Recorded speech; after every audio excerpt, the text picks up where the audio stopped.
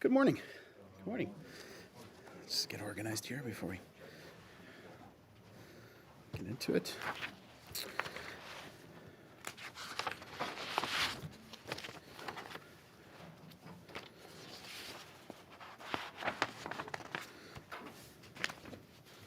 think we got everything.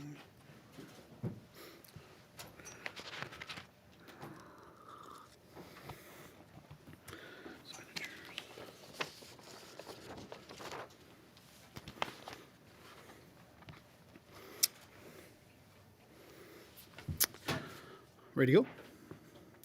Well, good morning, everyone. First, I'd like to acknowledge the province of Manitoba is located on the territories of Treaty 1 through 5.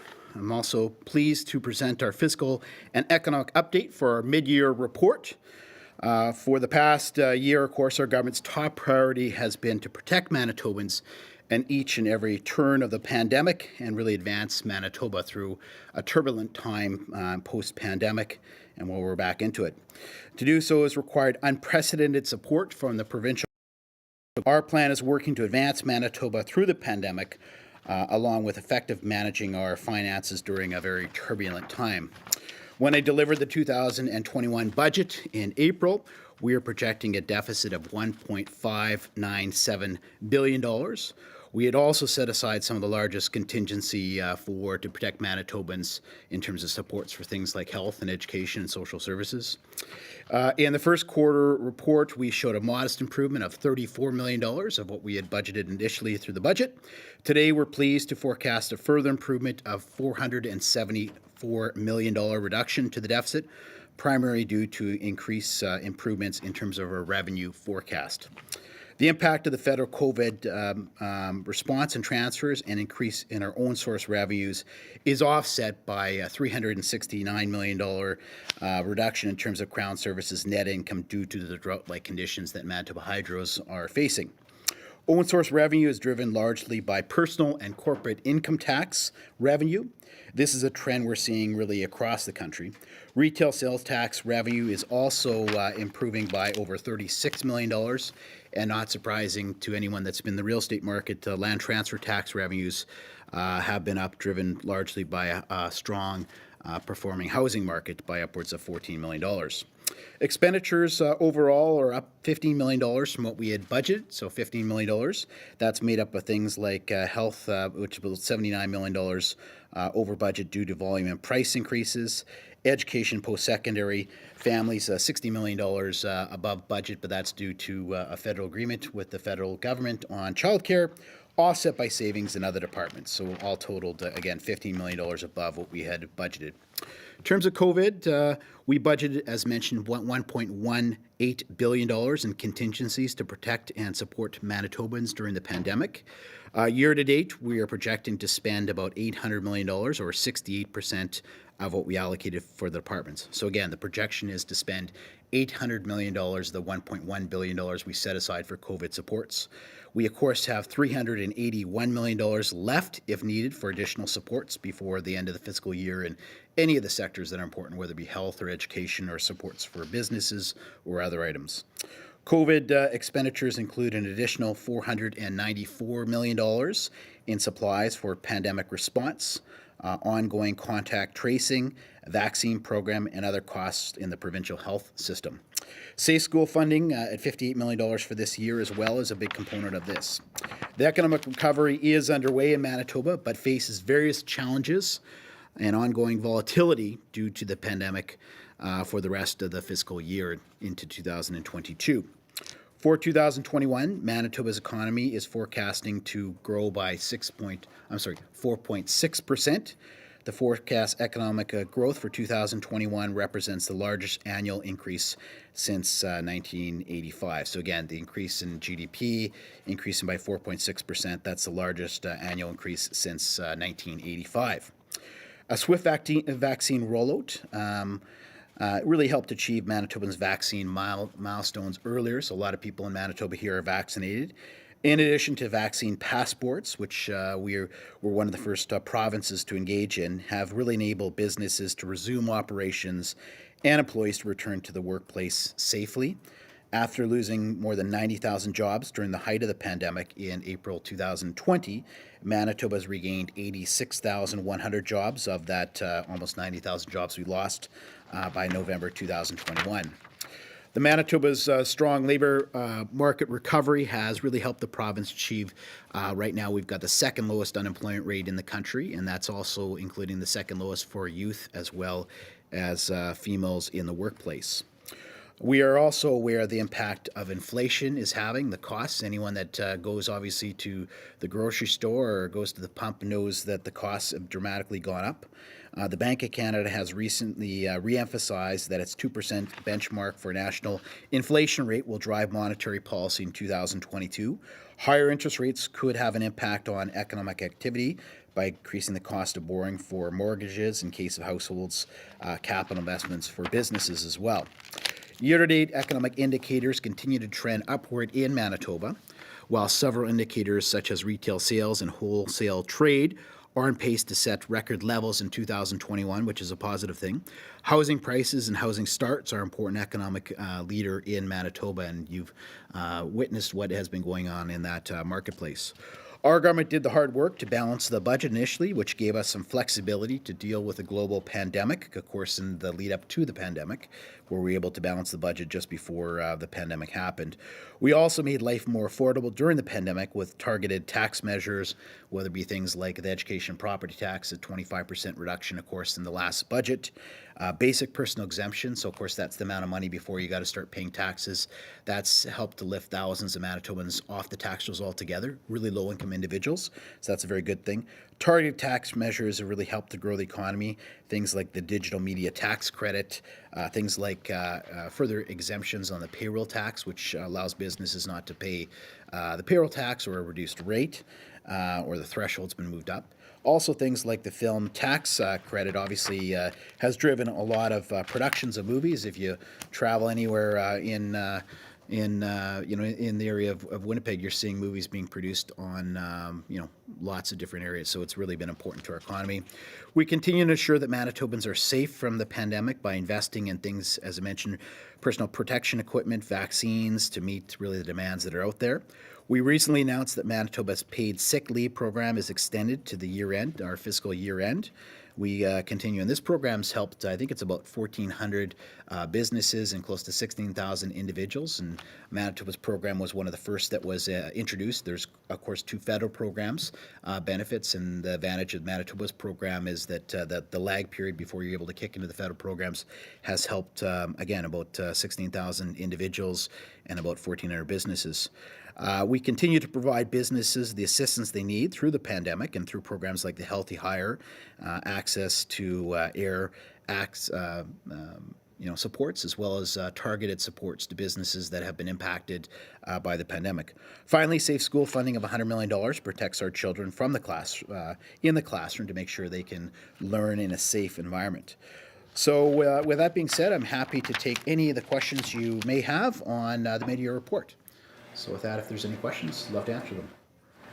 If Omicron shuts us down to a degree and that problem stretches into 2022, what are your thoughts about provincial finances if that happens? Well, we put away some of the highest levels in the pandemic. It was $1.1 billion, and as mentioned, we've allocated about, or we're projected to spend about $800 million of that to year end. But to mention, for the last quarter of the year, we've got about $381 million left. So if we need some additional supports, whether that be through health or education or supports for businesses, obviously, we think that planning effectively at the beginning has allowed us the flexibility to do as such.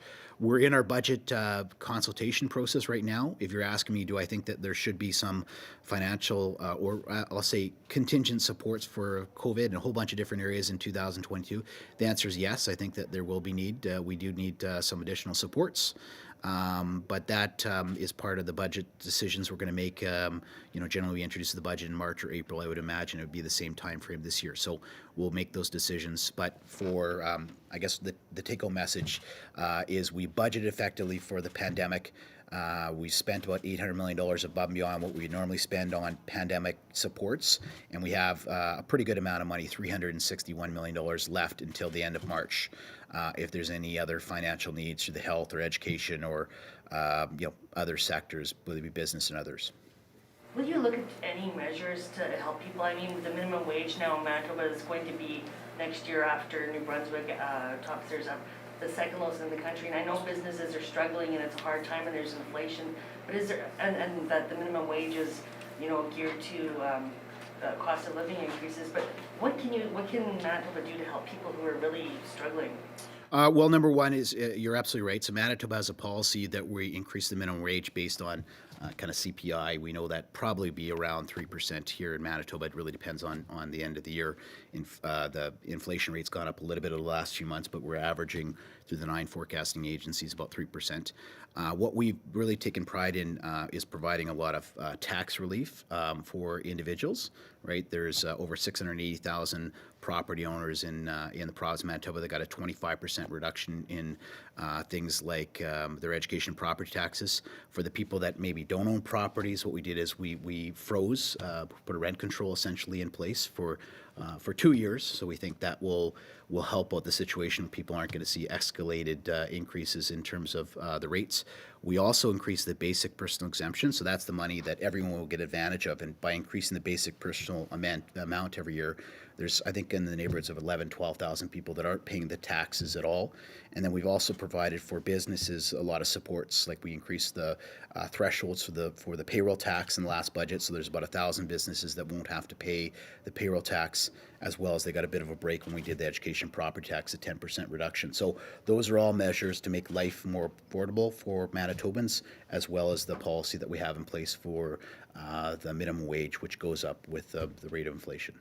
So there's nothing more planned. I'm thinking people who work a minimum wage job and don't own property and as much as the rents are supposed to be frozen, I don't know very many people who have not seen an increase that's over and above just because landlords can justify it. I mean, is there anything more that the province can do aside from, building more shelters and Well, thanks for the question. So I wouldn't underestimate the impacts that the education property tax has had. When you have over 680,000 property owners in the province of Manitoba that get a 25% reduction. So if you're in the city of Winnipeg, that would average out to almost a $500, again, depending how big your property is, break on things. For lower income individuals, increasing the basic threshold, the amount of tax you pay initially.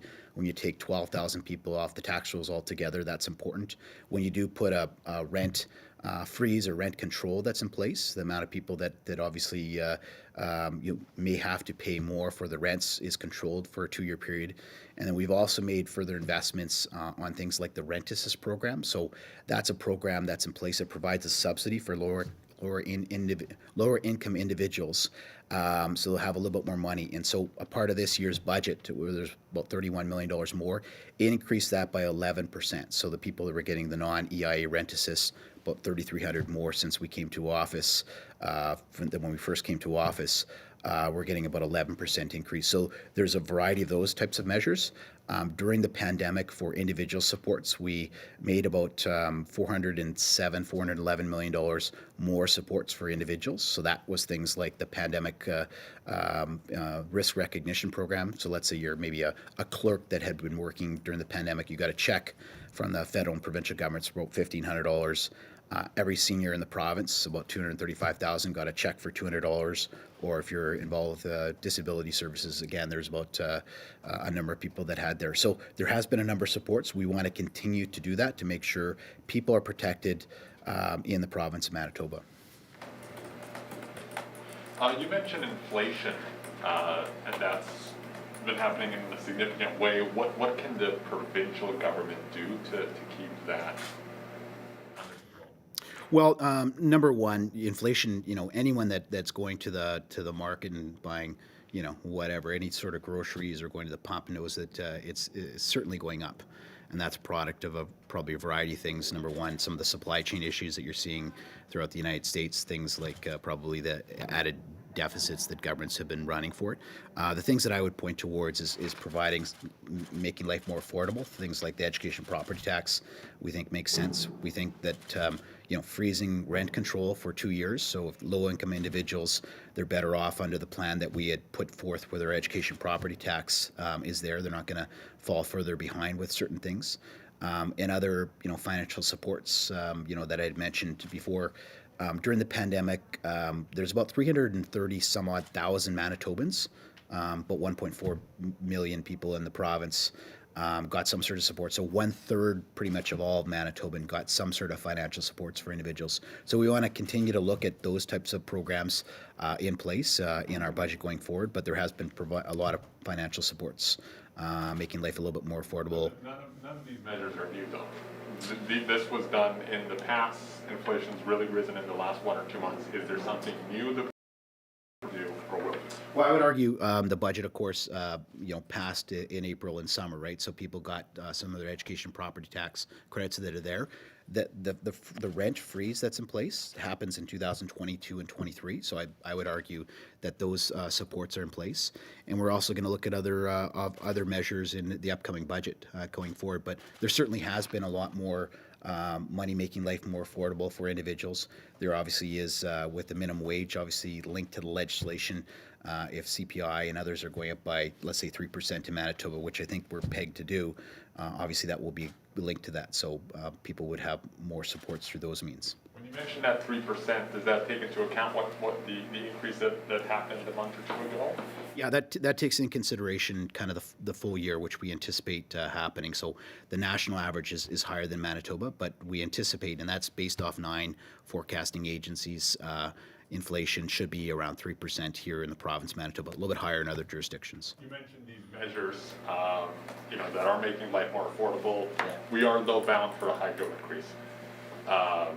Hydro's requesting 5%, consumers group hoping for 2%. That does go against these measures that you've implemented to try to make life more affordable. Well, the reason why the hydro rates are going up is because of the poor management of the previous NDP government with a lot of the dams that went up the wrong way. It's been, heavily litigated, I guess, in the media on that.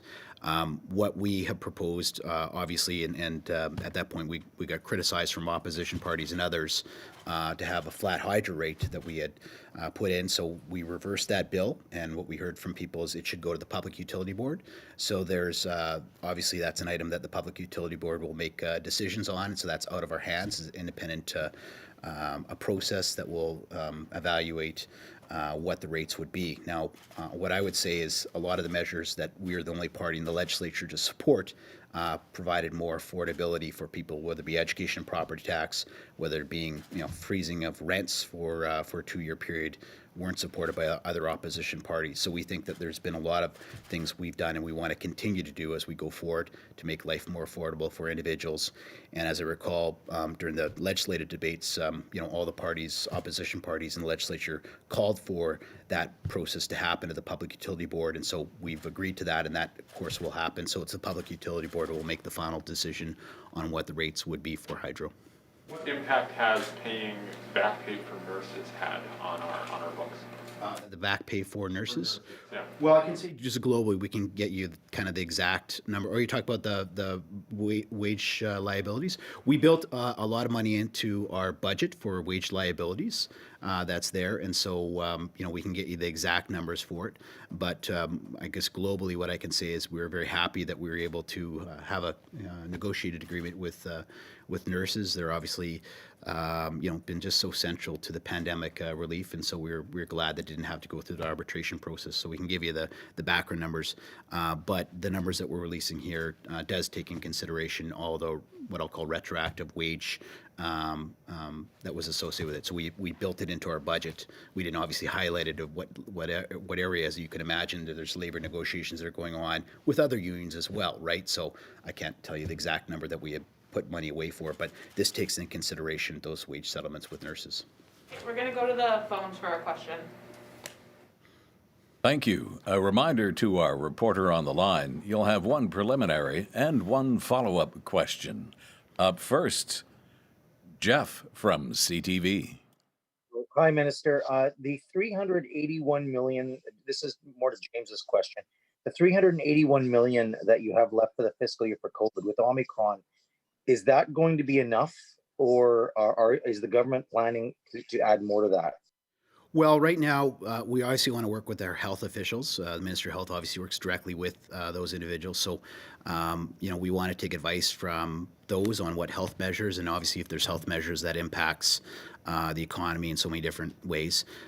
What I would say is, having that amount of money, budgeting correct, I guess, at the beginning, having a good amount of money put away through COVID contingencies bodes us well now, right? If there would have to happen to be other health measures that would have an impact on the economy. So having that amount of money left, again, we're obviously a good way into the year, but we have a pretty good amount of money, $381 million, to address any ongoing needs additionally above and beyond what and this is allocated from now to the end of the year, the estimate. So there's a good amount of money that's left to support, whether there be a need to support businesses or any other sector that might need additional support until the end of the fiscal year, which is end of March. And under Premier Pallister, there was a long-term plan to pay off the deficit, obviously because of the pandemic. You're seeing pretty good improvements here. Is there a plan right now to maybe pay that deficit off sooner? If we do come out of this, the recovery, the economy gets going even more, because clearly revenues are helping you. Is there a plan to maybe pay that off sooner? Well, right now, we're the only party in the legislature that had a plan to pay the deficit off in a 4-year, or rather an 8-year period to balance it. We put that in legislation so that our money, I guess, is where our mouth is with it. But I would say right now, what Manitobans would expect us is to make investments to protect Manitobans. That is our utmost priority. We're going to do what it takes to protect Manitobans and the health and the education and supports for businesses and individuals. That's the number one priority right now. But once you do get past the pandemic, it's important to have a plan to get yourself back into balance. And we are the only party in the legislature that has a plan to get ourselves back into balance. And we think a reasonable and realistic 8-year time period. And that's been, there's been obviously some very complimentary, reports from a lot of the credit rating agencies of having a viable plan to get yourself back into balance. So we'd encourage really all parties to support returning to balance once the pandemic, we're past the supports that are needed here in the pandemic. Thank you, Minister. Thanks, everyone. This concludes our media session.